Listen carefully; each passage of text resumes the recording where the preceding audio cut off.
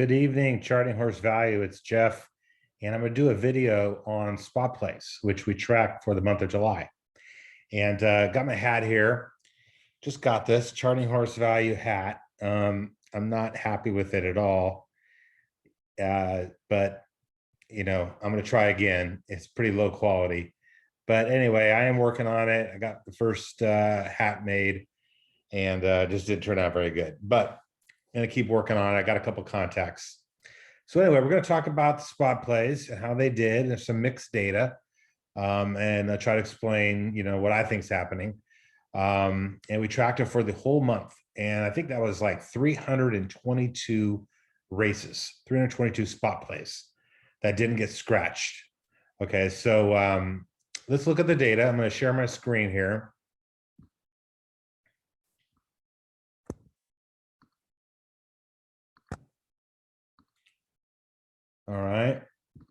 All right. So I'm on my website, and we have this here. We have spot plays, which are for members only. So let me log in. And basically every day I publish these spot plays. Okay. Here were today's spot plays. And then there's a blog, which I'm going to click on blogs, and there's spot plays ROI. And there's a little blog here about the spot play. That's what we're going to talk about. Now, what it says here is a spot play gets an S before the letter grade and indicates an especially strong wager. Now, what I've done is I'm going to show a screen here. This is Evangeline Downs on July 30th, okay? And there was one spot play on the entire Evangeline card. And it was 5.5 furlongs on the dirt. And it gets the letter grade of 5. Okay, so this is the best possible, it gets the race bet score of 5. This is the best possible race score. And the top horse in the sheet is a 5, is 8-1, morning one. Now that gets a K plus, and you see the little S. Now K is the best possible letter grade. And what my spot plays do is they're basically looking for all these plus horses. There's a plus horse in every race. And then I'm throwing out the plus horses depending on how good the letter grade is, how good the value is, what's the PFDS percentage, what's the energy, what's the jockey trainer, what's the layoff. This horse has no layoff in this particular race. And other races, you might see a horse with a 4-month layoff. That would be a disqualifier, okay?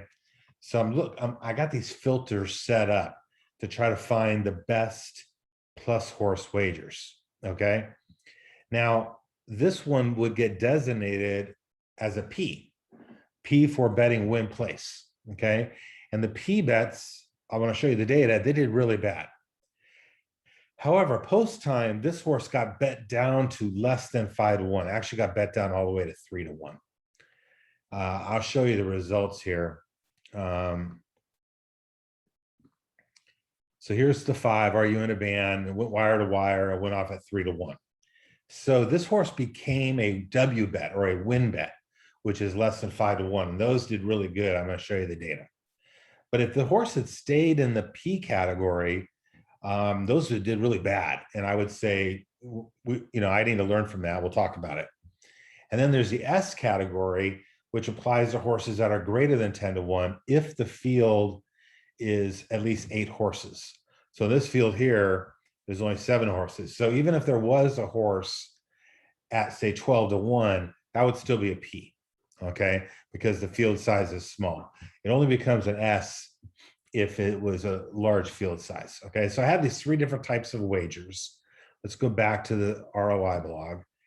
And it says that, there's 100 to win on the horses that are less than 5-1, 50 to win place on horses that are greater than 5-1, and 50 win show on horses that are greater than 10-1 with a field size of at least 8. And this is based on the post-time odds. I should be clear there. I do talk about that on my website, but it's based on post-time odds.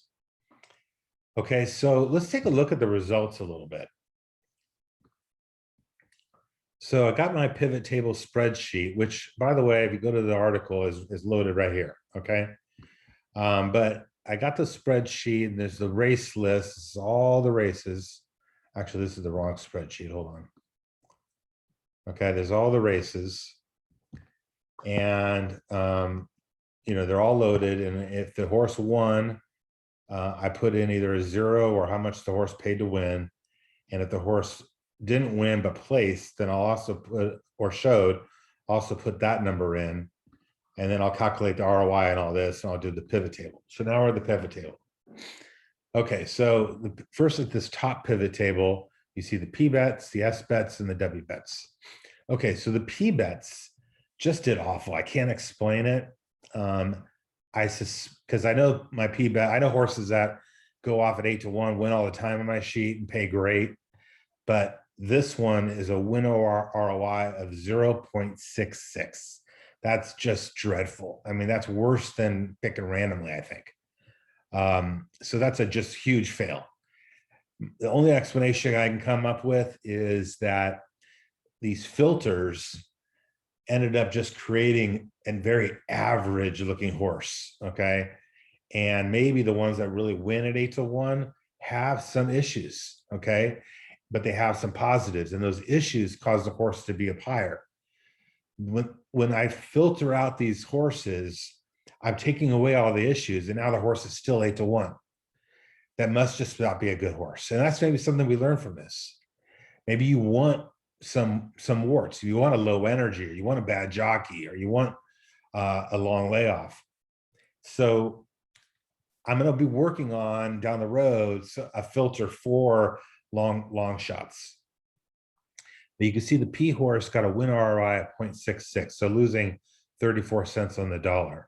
Now the show horses, there were a lot less plays. So the place horses had about 119 plays, okay, and 0.66, but the show horses only had maybe 21 plays. So it's very small sample size on these win show horses.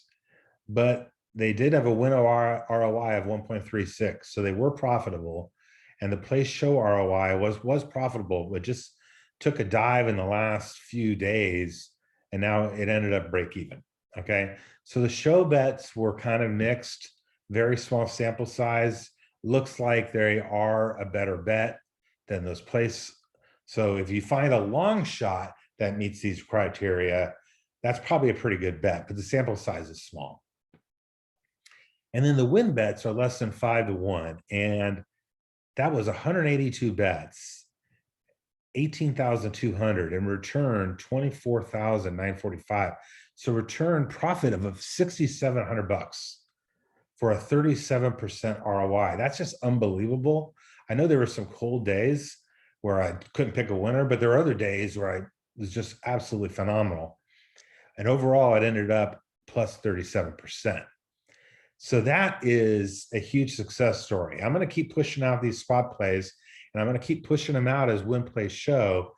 But I want you guys to know that you should only be betting the horses that either go down below 5-1 or end up staying above 10-1. Okay. Now, overall, with all these win bets, even these, 120 at 0.66, I still made 20% profit overall. Which is really good. And that's with 322 wagers. Okay, 322 races, and I ended up with a 20% profit. But that was driven by these win bets. Now let's take a look down at the tracks. So what I've done is I've filtered for win bets only, which should be 37% profit, and it is down here at the bottom. And this is all the different tracks that I ran picks on. And this is how many picks there were for that track. So as an example, Delaware, like one of my best tracks, I had 11 plays betting $1,100, and I got back 3,020 for an ROI of 2.75. I mean, that's unbelievably good. Okay. There are some other tracks down here that I did great at, like the Parks, 35% profit, 12 races. This one here, Canterbury, 15% profit, 10 races. Arlington Park, 14 races, 26% profit. So some really good stories. Now there are a couple races tracks that ended up kind of break even, like Belmont broke even with 6 races. There's another one here. Emerald Downs is breaking even through 10 races.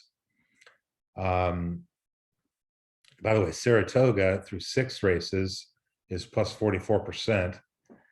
And then there were some, we'll call bad stories. Okay. Now this Ellis Park is only 2 tracks, so I'm not going to concern myself about that.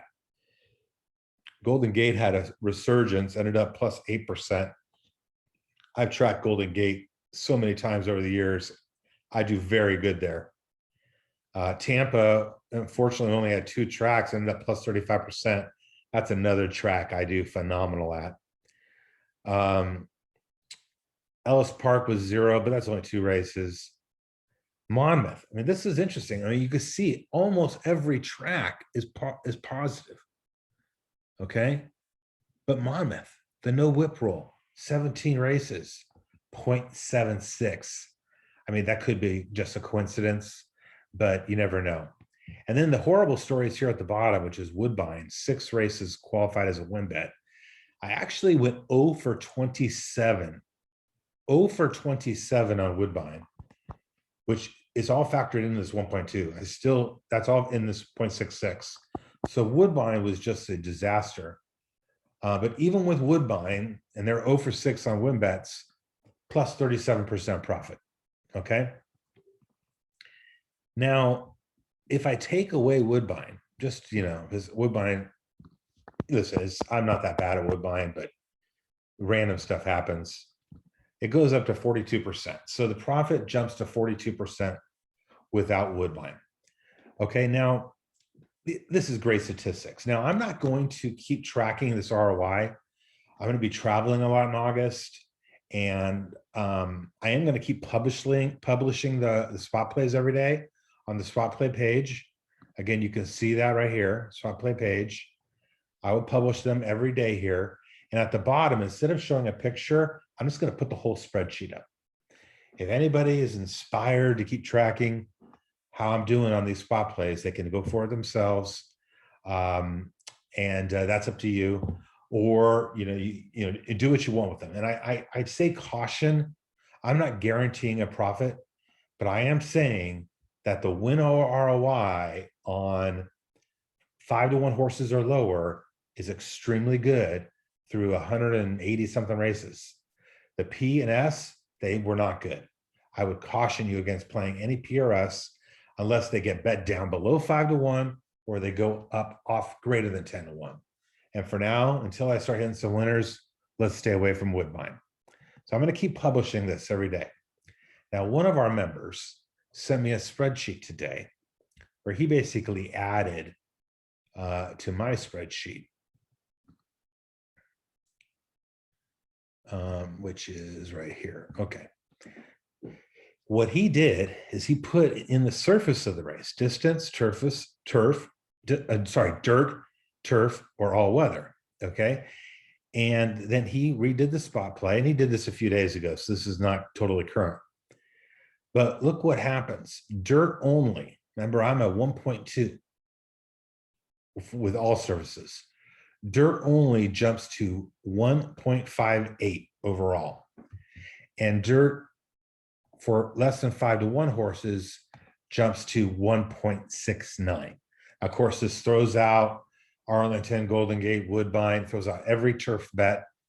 My sheets are phenomenal on turf, okay? But maybe for whatever reason, these filters, they're not so good on turf.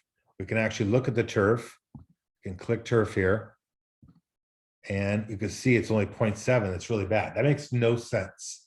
I've been playing turf racing on my sheets for 25 years, and turf is the go-to. I love the turf. But for whatever reason, on these spot plays, could be just random.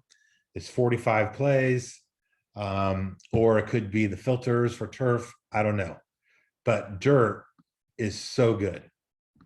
Okay. Dirt goes up to 1.58 and 1.69. So if you're looking for maybe the super plays beyond spot plays, is even filter it further and just go with the dirt. So I think I covered everything I want to cover. And I'm just going to leave it there. And I wish you guys luck going forward on these spot plays. In addition to developing a new algorithm for the place and show bets, I'm also going to look at tracking an ROI. I might do it in September, tracking the ROI for K and A horses, specifically zeroing in on those two and see how they do. All right. I thank you guys so much, and I'll see you on the next video. Bye-bye.